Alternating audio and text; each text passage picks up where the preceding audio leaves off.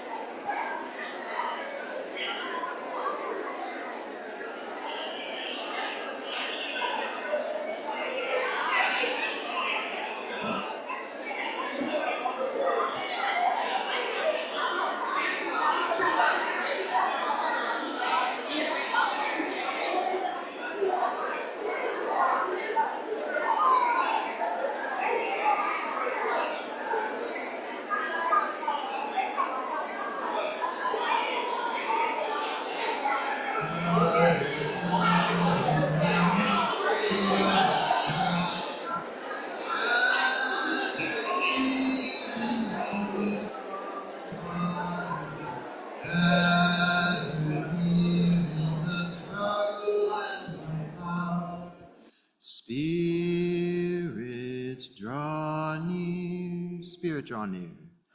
Spirit, draw near. I invite you to take your seats.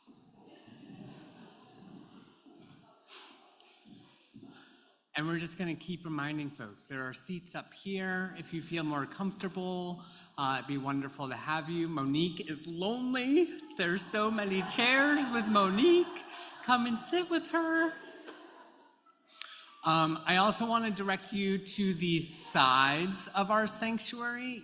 This may be a day where tissues are useful, and they are available for you should you need them. In just a moment, Marion here in the sanctuary and Harris at the Admiral will light our chalices, the symbol of our faith. And we light our chalices this morning with these words from the Reverend Ethelred Brown, an early Black Unitarian minister who was ordained in 1912. As we face a troubled and puzzled world, oh my gosh, I'm jumping ahead in the service. This is a day where we are bringing our complex selves, where we might feel distracted in a week of challenges. And so I'm so grateful that you're bearing with me, and you are a blessing. And so I pass this back to John Broom, and I will share our chalice lighting words with you in a moment.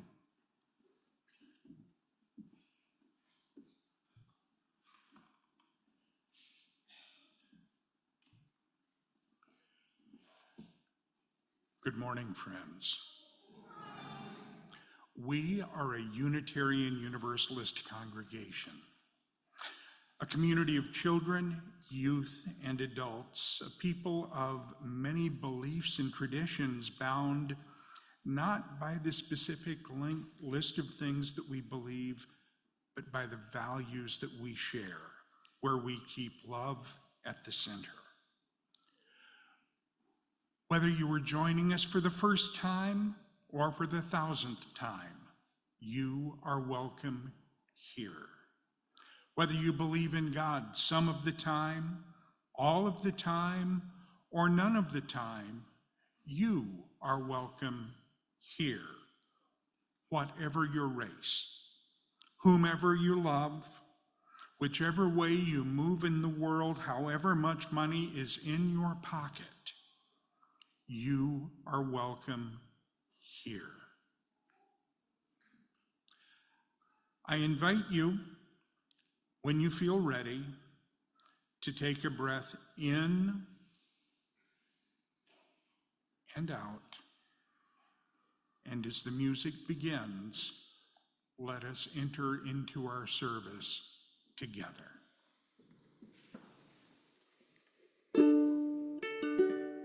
Good morning again.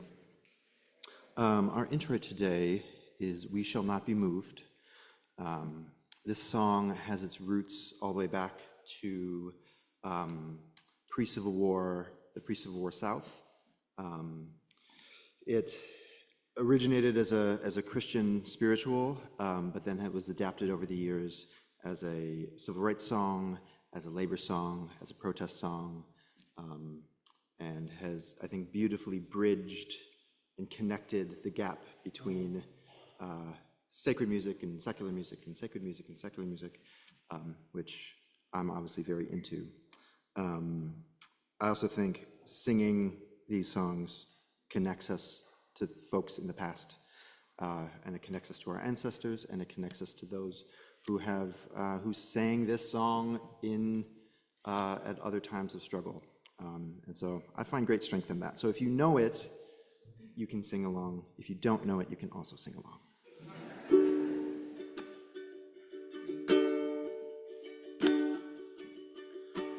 We shall not be moved. We shall not be moved like a tree planted by the water. We shall not be moved. We're fighting for our children. We shall not be moved. We're fighting for our children.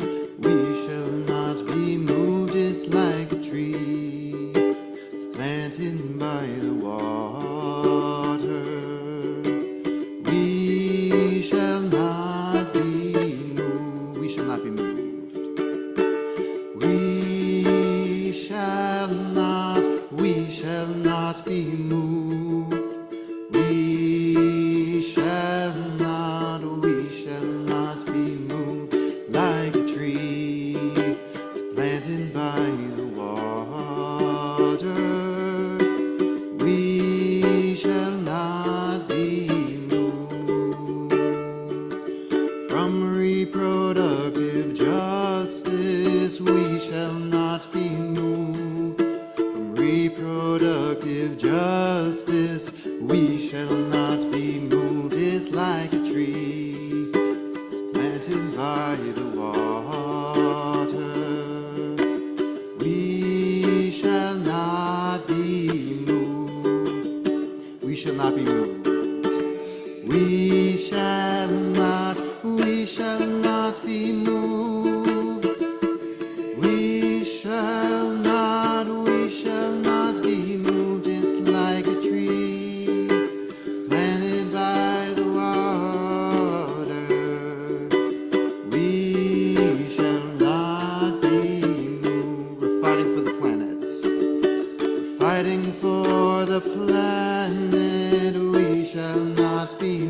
We're fighting for the planet. We shall not be moved like a tree that's planted by the water. We shall not be moved. We shall not be moved. We shall not be moved. We shall not be moved like a tree that's planted by the water. We shall not be moved. We shall not be moved. We shall not be moved. We shall not be moved, just like a tree that's planted by the water. We shall not be moved, just like a tree that's planted by the water. We shall not be moved, just like a tree that's planted by the water. We shall not be moved.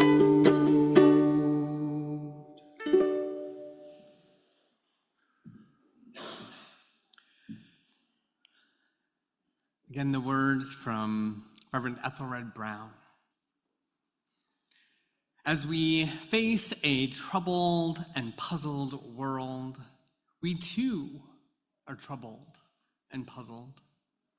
As our fond dreams remain unrealized and our bright hopes of yesterday wither in the bitter disappointments of today, our courage fails, our spirits droop, our faith trembles, and frustrated we bow our heads.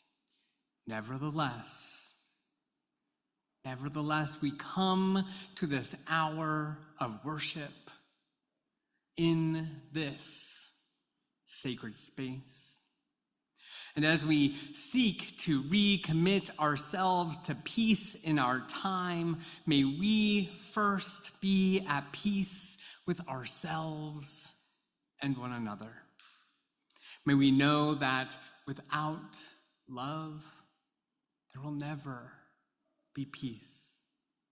Teach us, therefore, to love, and our light is kindled.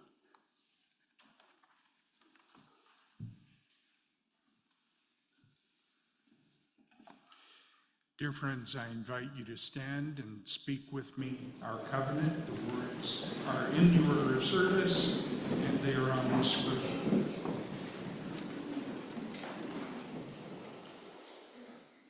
We covenant to build a community that challenges us to grow and empowers us to honor the truth within ourselves.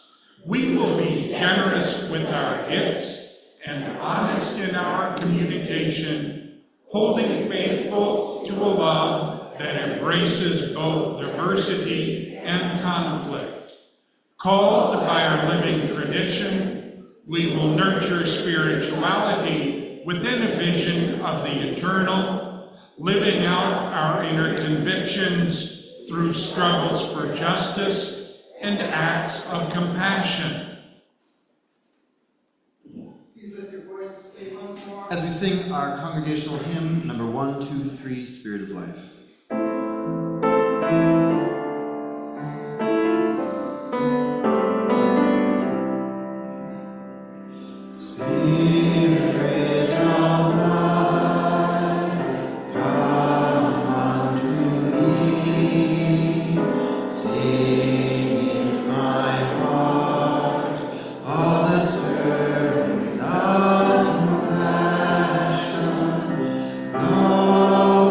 Love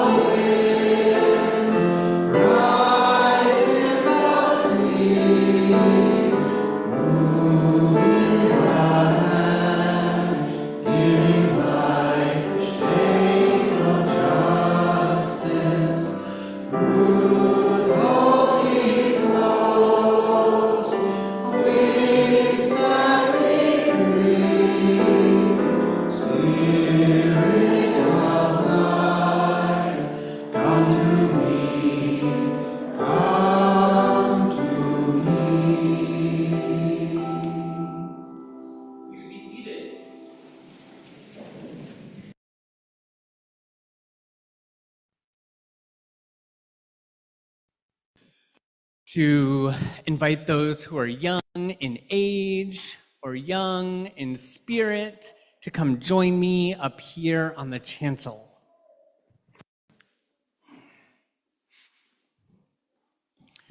Good morning. It's so lovely to see your beautiful faces this morning. I am wondering if anybody can tell me a time that you have felt brave. All right, we have so many braves. Let me. I jumped off the high dive. Jumped off the high dive. Beautiful. When have you felt brave? Yeah. What is brave? Can someone describe what brave is? Yeah, Zella. Brave is a feeling you get when it can. Brave is a feeling you get when it can be really scary to do something, but you aren't scared somehow. When you're not scared, when you're doing something scary, When you're not scared, yeah. you know it's Even when it seems like you should be scared, you're not scared anyway. Yeah, wanna diving into pools, even though you aren't actually like head first diving. diving into pools. We got lots of diving into pools bravery. That's beautiful. I love it. Yes. Zella first and then Malachi. I felt really like when I tried to do the 100-yard swimming test to get to win. Doing 100-yard test swimming, even when not quite making it, but so brave to do so. Yes. I felt brave when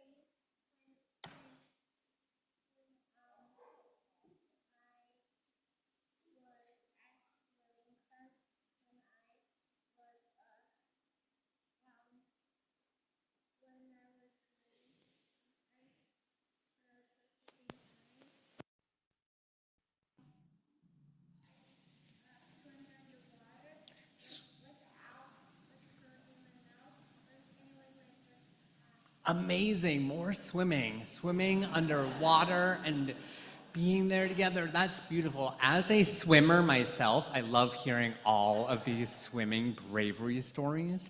Well, yeah, absolutely. Sure. When you dunked underwater your first time. Amazing. So many beautiful stories of bravery. One of the things that Zella said is that sometimes when you're brave, you do things that are scary without feeling scared. Also, another thing that happens when you're brave is sometimes you do things that are scary even when you feel a little scared, but you do them anyway. Because it's okay to feel a little scared and to keep taking the actions that we need to take. I'm not going to take any more hands right now, but I do see them because you're really great. Thank you for loving my dumpster fire socks. I think the adults also like my dumpster fire socks. So what I want you to do right now is get into your body for a moment, feel your body, and then I want you to express your body, and you can move it in any way you want, that shows bravery. What might bravery look like with your body? So I'm gonna stand up myself because this is what bravery looks like to me. What does bravery look like? Everyone can do it. You don't have to raise your hand. I'd love to see everybody do your body movements for bravery. You can come up here if you want. Yeah. Woo! Amazing. Yes, more bravery, Escher. All right. Yeah. Some more. All right. You have moved your bodies so well. Adults, either in your chairs or standing up. What does bravery look like in your bodies? What does bravery look like? Yes. Use your bodies to feel brave. We need to be brave right now. Thank you so much. Not this morning. Thank you so much for sharing your brave bodies. And now we're going to sing our children off as they head to class. Have a wonderful class.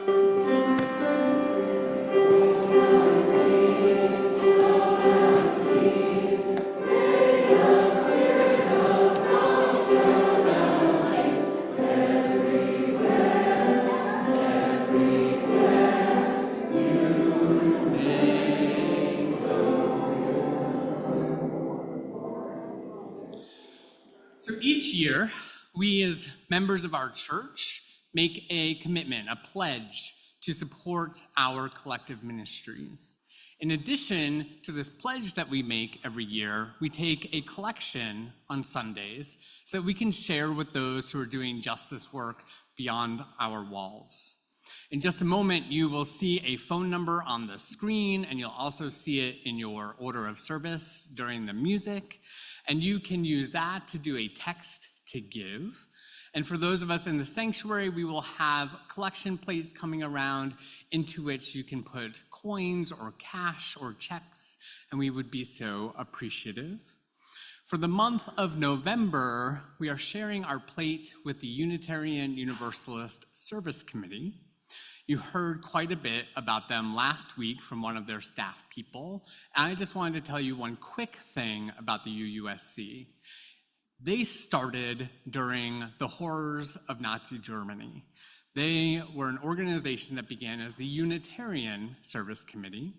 And one of the things I think is so amazing about this history is that our symbol of the flaming chalice started with the Unitarian Service Committee as they used it as a symbol of the flame for power and the cup for holding the great love of all. So that is our symbol today, still, many decades later. And it is because of this organization that has been serving marginalized and targeted people for generations now that we get to lift that symbol up for our faith. So I ask you to think about that as you give this morning.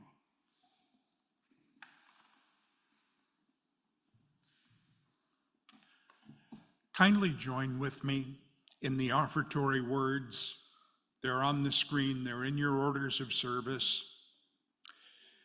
This church is a community of ourselves. Its energy and resources are our energy and resources. Its wealth is what we give.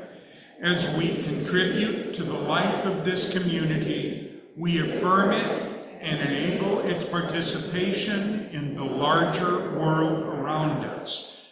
Our offering will now be generously given and gratefully received.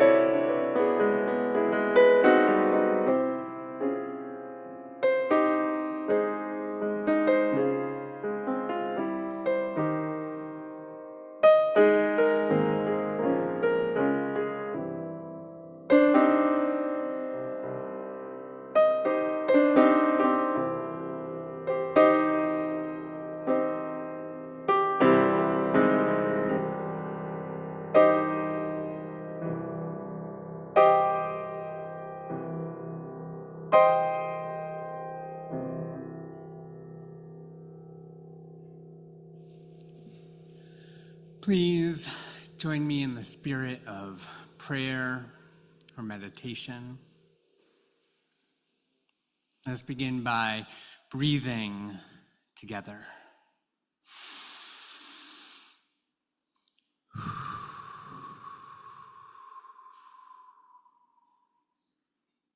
Feel your body resting in your chair. Maybe you can feel your feet on the ground. I want you to imagine roots sprouting from your feet, going all the way down, through the floor, through the basement, into this beautiful, nurturing earth of ours. And allow those roots to spread out, connecting you to all that there is, getting the nutrients from everything around you, and have it fill your body, nurture your heart, give rest to your mind. Let us practice gratitude together. May we be thankful for the breath in our lungs, the beauty of our earth, and the strength of this, our beloved community. We hold in our hearts those who care for family in ill health, those who live with grief or chronic pain, those struggling with addiction or illness, seen and unseen. We are with you. For parents and teachers and all those whose primary spiritual practice is caring for children, we are with you. We pray for our neighbors in prison, for those who are struggling to stay afloat in the midst of poverty, for immigrants and refugees who are fleeing and seeking, finding new homes in our city amongst many. We are with you. We pray for all those living in harm's way. We pray for our planet and commit to work that will lead us away from the harms of climate chaos. As genocide and war continue to rage, we pray that wisdom, compassion, and empathy guide the leaders of our world. May they and we be instruments of a just and lasting peace. Our lives are truly blessed by those who are encountering the final stages of life. We offer prayers of comfort and care, knowing that this journey is far from easy. Into this, our shared silence across space, I invite you now to speak aloud the names of anyone you wish to lift up into the loving support of our community.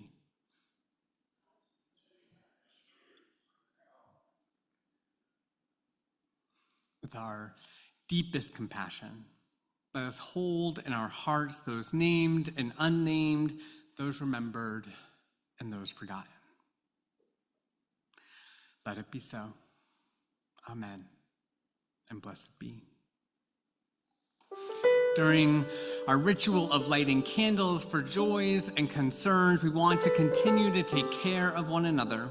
In the 2U sanctuary, I'll invite you forward in just a moment, and you are invited to light a candle. As you end your time of contemplation and candle lighting, we invite you to use the hand sanitizer available. For those at the Admiral, I invite you to come forward. Take a pebble from one bowl, hold it tightly in your hand, putting your energy into the stone, and then knowing your joys and sorrows to be shared by this community, let it go lightly into the other bowl.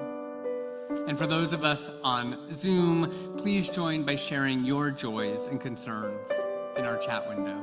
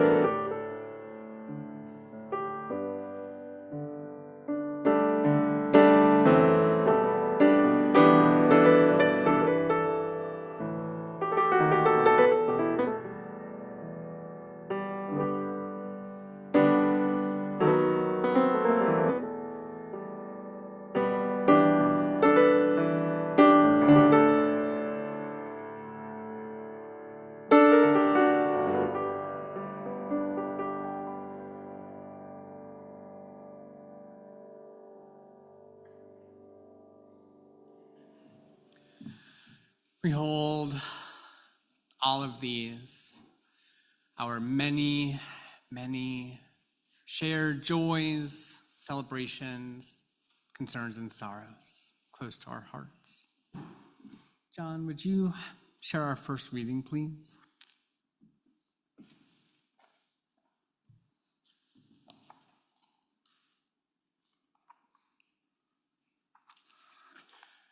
Our first reading this morning is an excerpt from a letter released by the UUA. How will Unitarian Universalism meet this moment? Who are we called to be, and what are our deepest values and commitments compelling us to do as the map of the terrain that lies ahead snaps into focus? Perhaps the greatest gift of belonging to the rooted, dynamic, living tradition of Unitarian Universalism is knowing in our bones that we are both inheritors of a complex and powerful historical legacy and the stewards of a future yet to be imagined. Today, as it always has been, the unwavering love at the center of our faith is our greatest balm, our strongest shield, and our fiercest power. That animating core of love will both demand our rigorous action and offer us the wellspring of hope and courage that will equip us for that work in the times ahead. Beloveds, we will hold our fear together. We will honor our rage and devastation and grief. We will hold one another ferociously, tenderly, faithfully, and then we will move deliberately. We will invest in trust.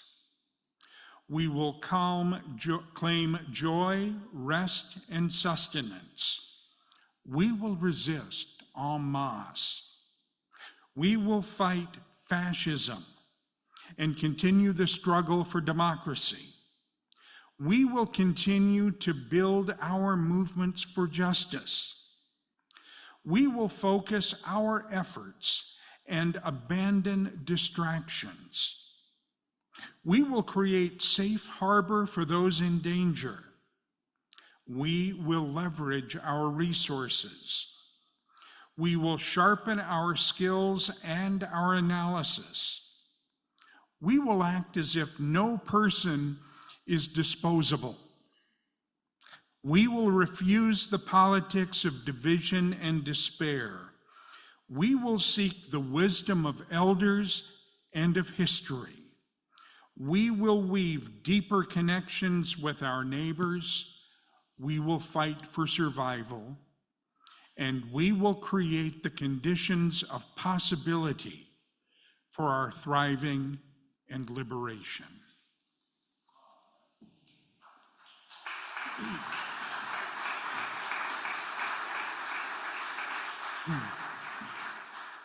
Thank you, John. Our second reading this morning is a poem entitled Because by Rosemary Watola Tromer. So I can't save the world, can't even save myself, can't wrap my arms around every frightened child, can't foster peace among nations, can't bring love to all who feel unlovable. So I practice opening my heart right here in this room and being gentle with my insufficiency. I practice walking down the street heart first.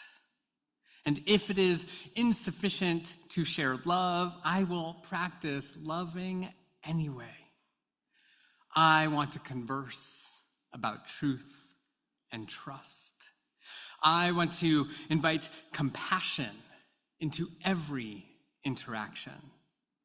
One willing heart can't stop a war. One willing heart can't feed all the hungry. And sometimes, daunted by a task too big, I tell myself, what's the use of trying?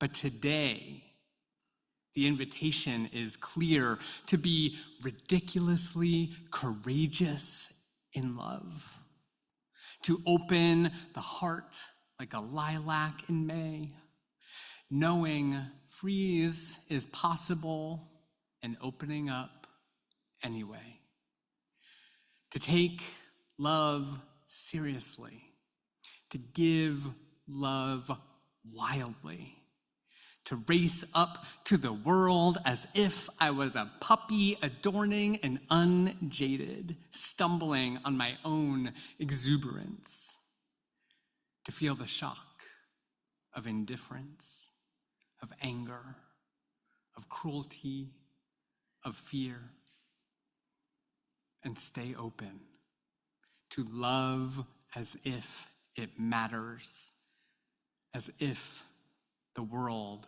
depends on it, because it does. Let us hear our anthem.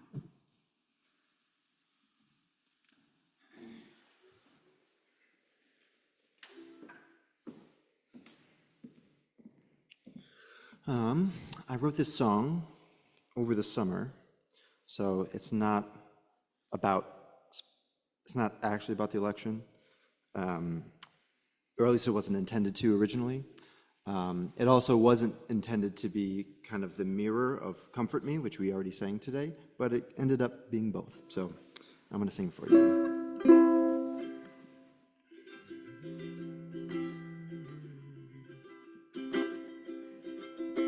I will comfort you. I will comfort you when some love is overdue. I will comfort you, comfort you.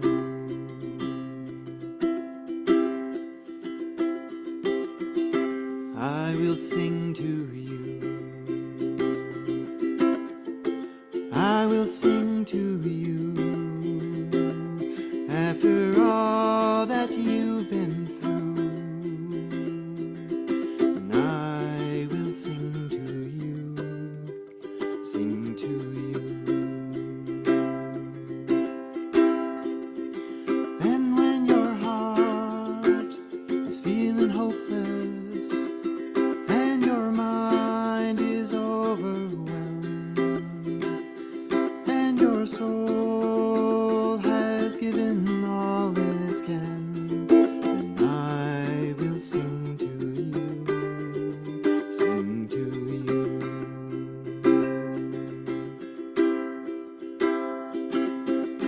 I will shelter you. I will shelter you. If there's nowhere to run to, I will shelter you, shelter you.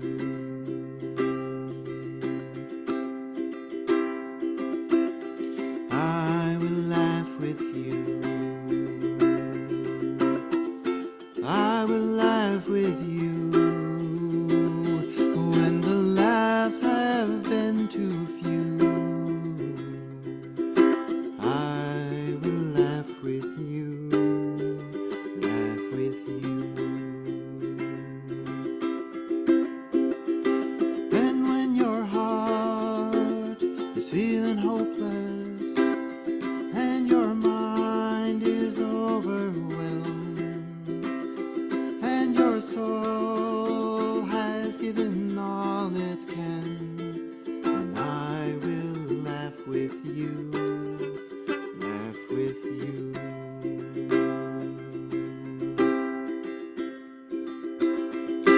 I will stay by you.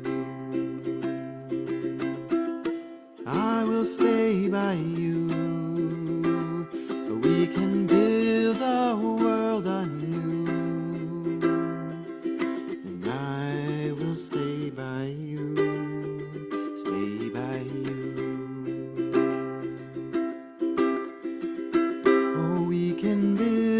this world anew. Oh, we can build a world anew. We can build a world anew. And I will stay by you, stay by you.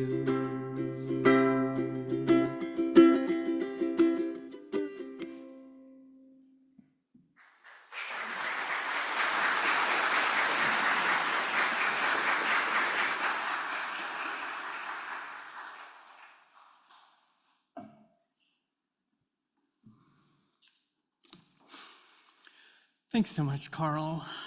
We are so lucky to have you.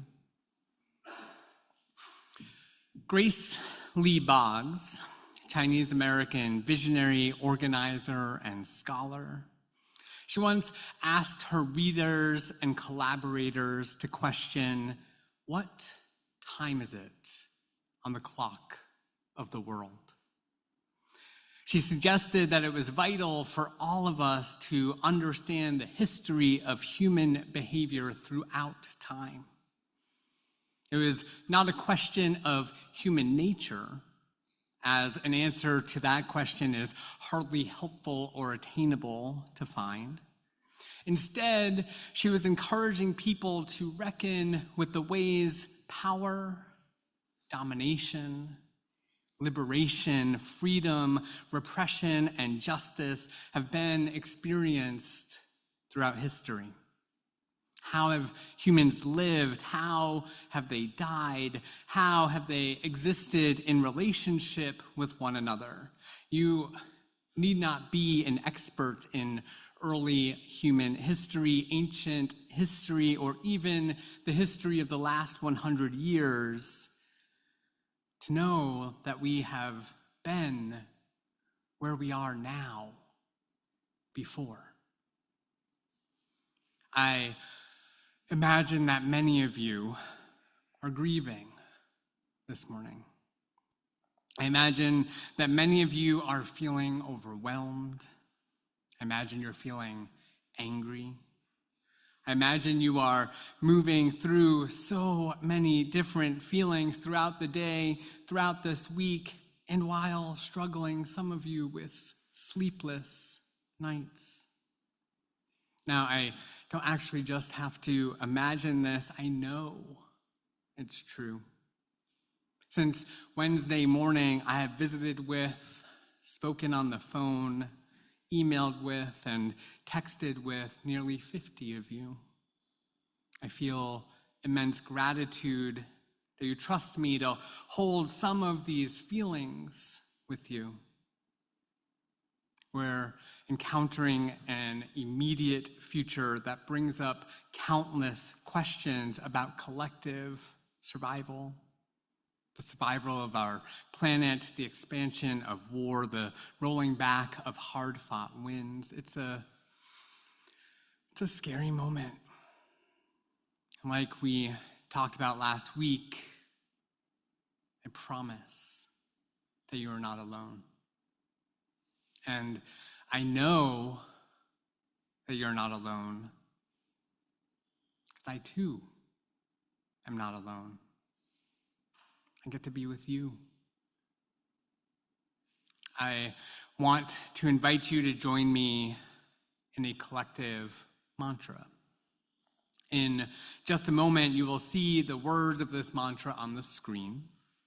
The words are also in your order of service. One of the things I got right. For those of us in the sanctuary and those of us at the Admiral, I'm going to ask you to turn to your neighbor, whether they're a beloved of yours or a stranger, and speak these words aloud to them. If this is someone you're sharing your life with, feel free to hold hands. For those of us on Zoom, I want you to close your eyes and imagine someone in your life, near or far, and then speak these words to them. I want to encourage you to say this mantra one at a time, not in unison with your partner. If you can, speak these words from the deepest part within you. If you can, open yourself up to hear these words with the love they are intended to be shared with. Words are insufficient right now. Action is needed. We'll get there too. For this moment, speak these words, ground yourself in love, and feel how connected you are to each other. Now is the time to turn to your neighbor.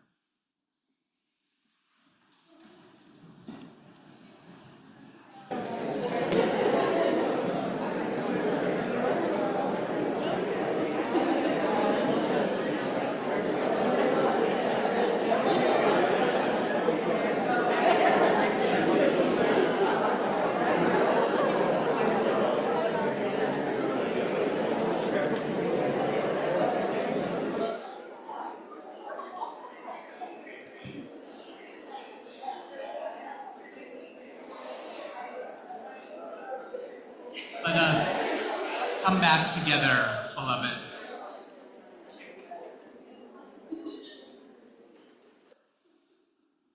It's nice to hear you laugh. I wonder how that felt. Sometimes we speak words aloud without quite yet feeling the fullness of them, and that's okay. The slogan, "Fake it till you make it," it's not all bad all the time. Sometimes we need to engage in practices that might create a path forward, even when that path is hard to see or hard to feel beneath our feet. Our religious ancestor, the Unitarian Theodore Parker, wrote in 1853, "I do not pretend to understand the moral universe. The arc is a long one. My eye reaches but little ways. I cannot calculate the curve and complete the figure by the experience of sight. I can divine it by conscience. And from what I see, I am sure it bends towards justice."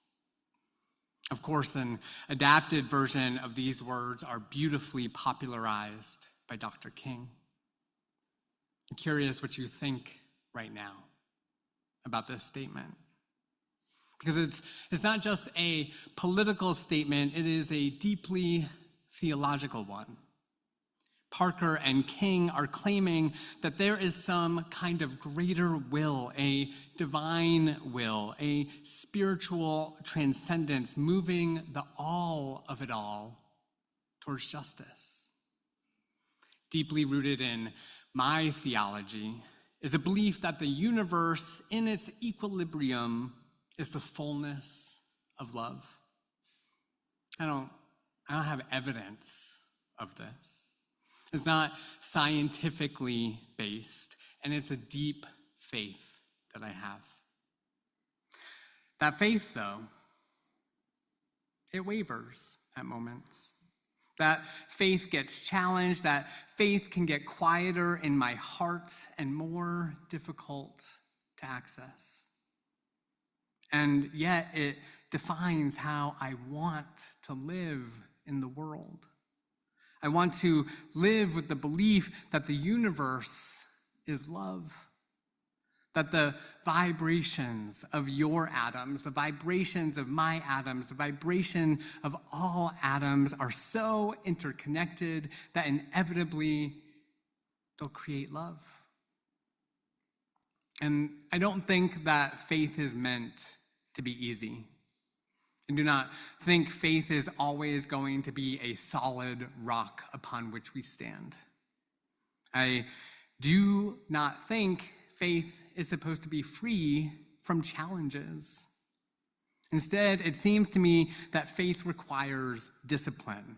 Or as Black liberation theologian James Cone suggests, faith is a commitment, a deeply felt experience. Faith, it requires attention, requires action. Faith wrestles with hard questions. Faith may even adapt and transform with new information and new experiences.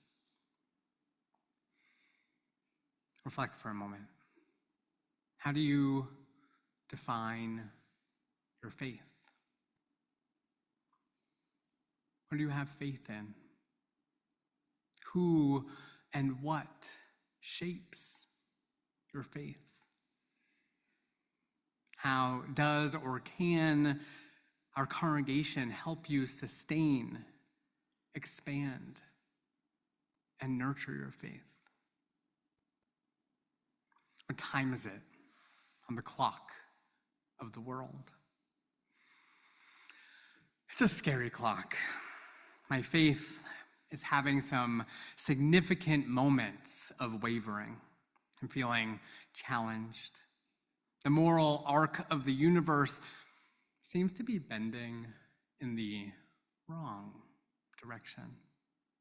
One of the truths I've learned over my life, a truth that justice seekers have lifted up countless times over the century, is that the struggle for justice has never, ever been linear. We are not, we have never been, on a simply upward trajectory towards liberation. There have been incredible victories, and there have been harrowing defeats. There have been victories for some at the expense of others. There have been reactionary leaders hell-bent on destroying people. There have been freedom fighters struggling together who have broken apart chains and organized beautiful marches towards freedom. What time is it on the clock of the world? The world's clock does not just tell one time for all people. It appears to me that the clock of the world tells many times. It doesn't look like the clock in a classroom or maybe the clock in your home. It's a clock with possibly infinite hands, with possibly infinite points on the circle. When I look upon the clock of the world, the time is very clear. It's time to resist. It's time to exist. It's time to grieve. It's time to organize. It's time to dance. It's time to defend those under attack. And it's time to build anew. What time is it on the clock of the world that you're looking at? I want us to return to our first hymn from this morning. It's among my favorite hymns. We sang it here at church on the Sunday after Elandria Williams died. Elandria was a national visionary organizer in our faith who served countless roles, including moderator of the UUA. I've known Elandria since I was a teenager. My life was transformed by their leadership.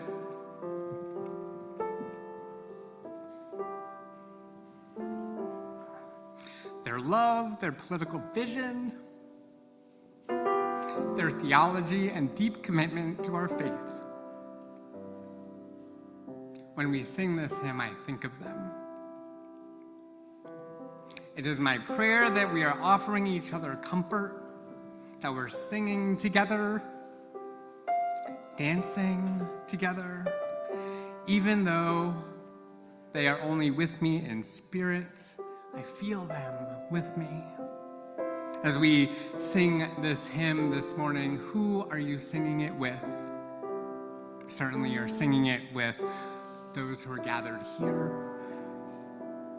Is there anyone joining you in spirit?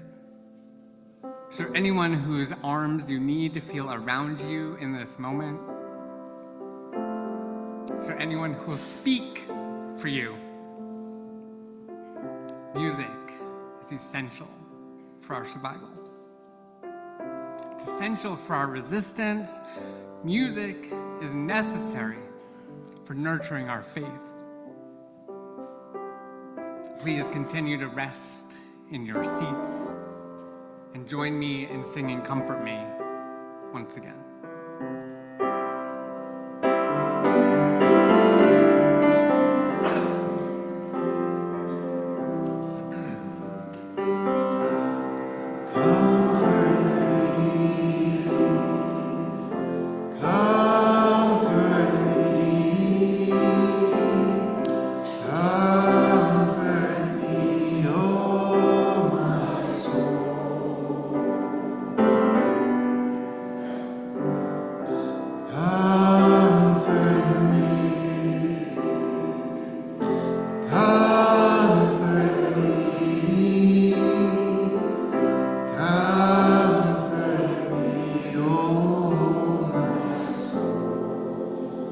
Sing with me.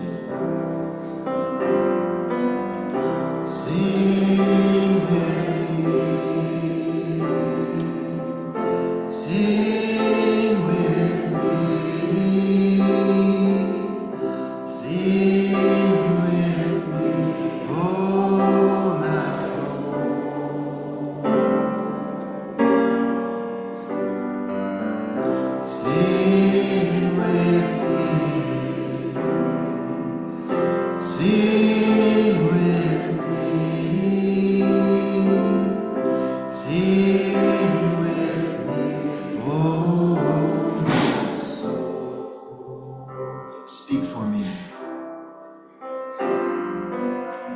Speak for me.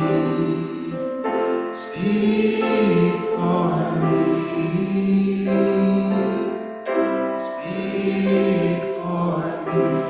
Oh, my soul.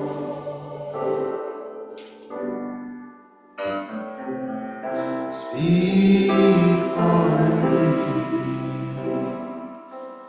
Speak for me.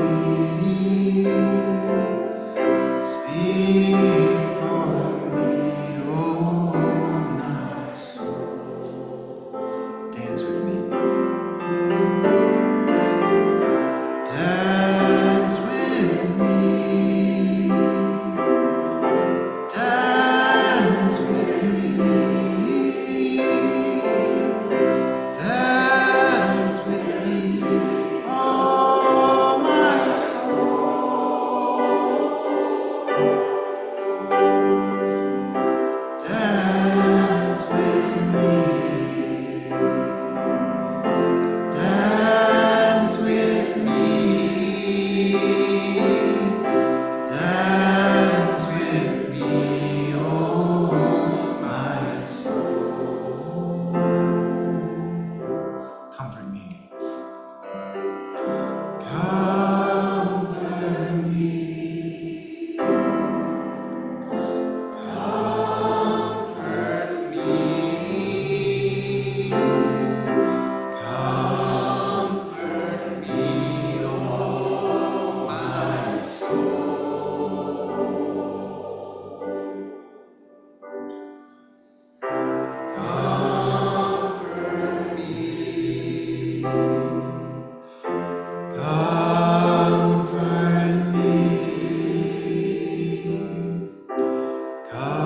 Comfort me, oh my soul, my soul.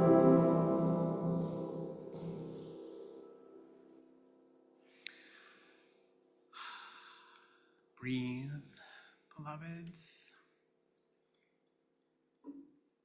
The Unitarian Universalist theologian Rebecca Parker writes, "In the aftermath of the apocalypse, we accept our dependence on sources of life greater than ourselves and open our hearts to receive survival knowledge from those who have already found restoration. We know ourselves to be living in a time of breakdown and breakthrough, chaos and creativity, fragmentation and resourcefulness, pain and grace." I wonder if this moment feels a little bit like an apocalypse. Not simply because of the result of Tuesday's election, but because of the genocide in Gaza, The horrors in Sudan, the rise of fascism around the world, the devastation to our planet, does it feel like an apocalypse? Unitarian Universalism rejects the Christian nationalist ideology and theology that claims that God punishes a sinful world by raining down devastation. The God that Unitarian Universalism honors for those among us who do believe in God is a loving and compassionate, just God. A punishing God who damns some and saves others is antithetical to our theology. The question of apocalypse, however, is still relevant to us as UUs.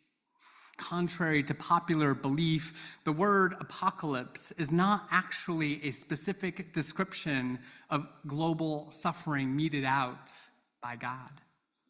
The word apocalypse describes the capacity to see that which has been hidden. The election of Donald Trump is an apocalypse because hopefully it is clarifying of what some of us have not been seeing. Maybe this apocalypse is pulling back the curtain that some of us have pulled so that we would not see all that has been festering. White supremacy has not gone anywhere. Economic exploitation hasn't gone anywhere. Settler colonialism has not gone anywhere. Misogyny, misogynoir, transmisogyny, it hasn't gone anywhere.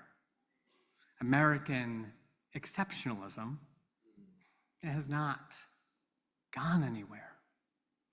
To be honest, I hope that this is an apocalypse for us. Apocalyptic literature dates back thousands of years. Oppressed people used apocalyptic literature to expose the injustices of their time, to imagine consequences for their oppressors, and to describe some of the potential future available after freedom. What is the story we're going to write in the years ahead of us? How will we keep choosing to see that which has been hidden?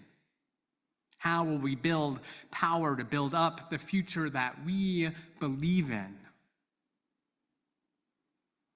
Take a look around you. No, like really.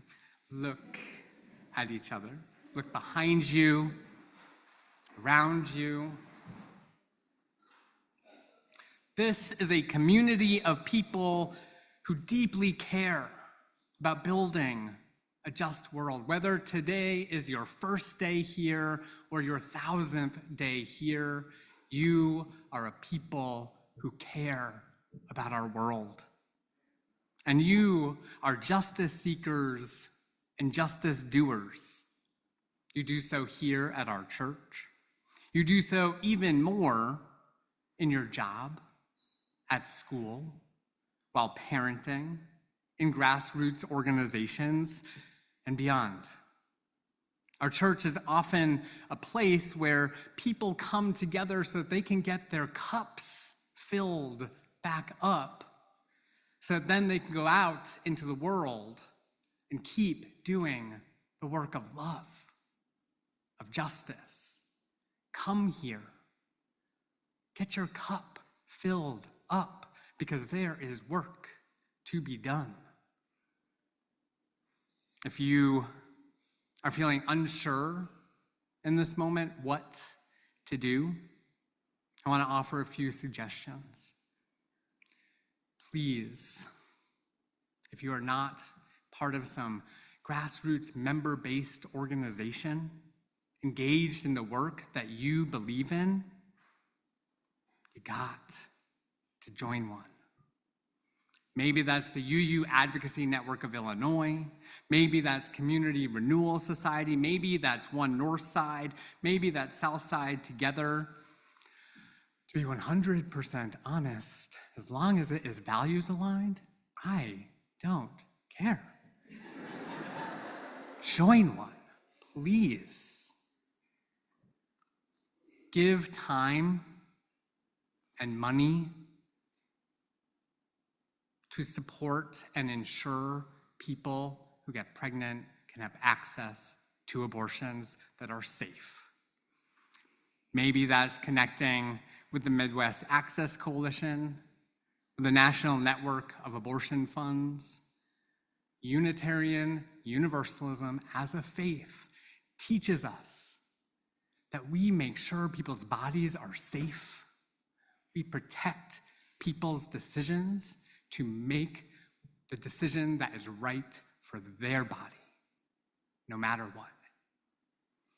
I want to invite those of you who identify as men in our church to do more to dismantle sexism, misogyny, trans-misogyny, misogynoir.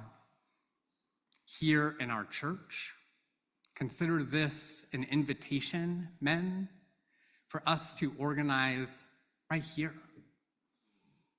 A men's group that supports each other, to mobilize, to be accountable to people whose gender identity is different than ours, and to do the work. Young men and men of all races in our country are making horrible decisions. We need to join them in transformation. We have work to do. While the union organizers of the past used to say, don't mourn, organize, we can do both.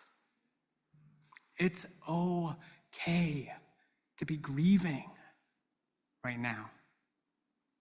It's okay if you were grieving before Tuesday. There's a lot to grieve about this broken world of ours, this beautiful broken world of ours. It's okay at moments to feel discouraged. Part of how we heal that grief, part of how we build that bravery for our individual selves is to take action. And this action is essential if we're going to change this world of ours. Beloveds, I truly believe, I truly do, I keep saying it, I truly do believe that there is more love somewhere. That somewhere, where it is constantly being discovered. That somewhere is in our relationships with one another. That somewhere is when we act in the world for justice. That somewhere is with those we are yet to meet. I believe there is more hope somewhere. Maybe it feels far away. Maybe it lives quiet within you. Maybe you find it when you look in the faces of our youngest.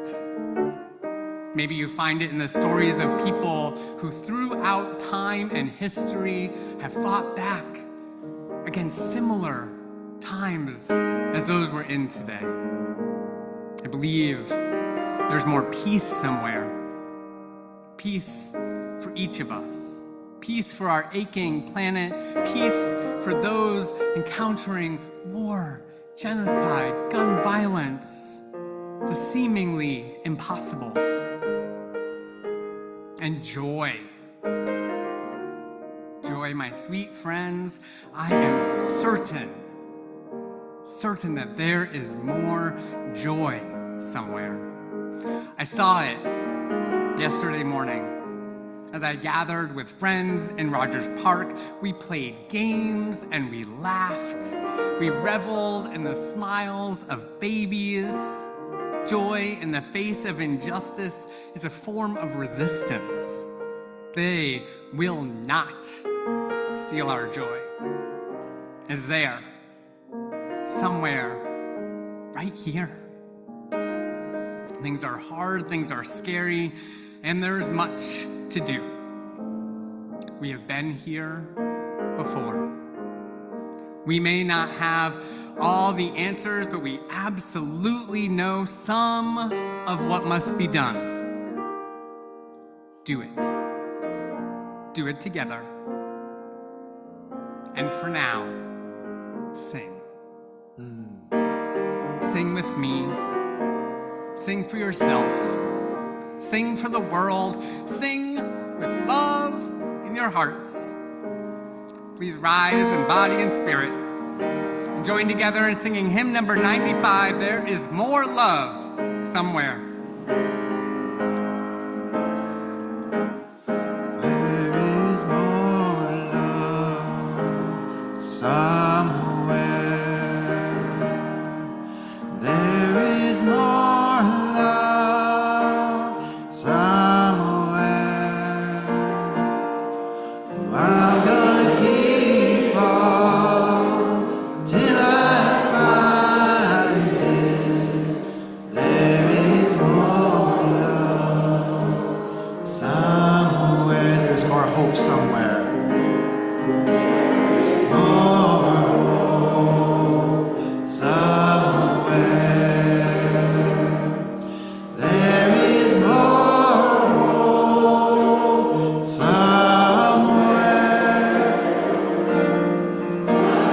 Keep on till I find it. There is more hope somewhere. There is more peace. More peace somewhere. There is more peace somewhere. I'm gonna keep on till I find it. There is more peace somewhere. There's more joy. There is more joy somewhere. There is more joy somewhere. I'm gonna keep on till I find it. There is more joy somewhere.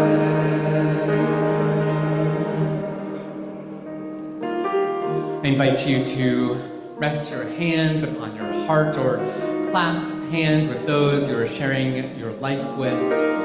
And hear these two closing stanzas of a poem by Assata Shakur. I believe in living. I believe in birth. I believe in the sweat of love and in the fire of truth. And I believe that a lost ship steered by tired, seasick sailors can still be guided home to port. Let us do the work in front of us, beloveds. Let us take care of each other. There is work to be done. Go in peace.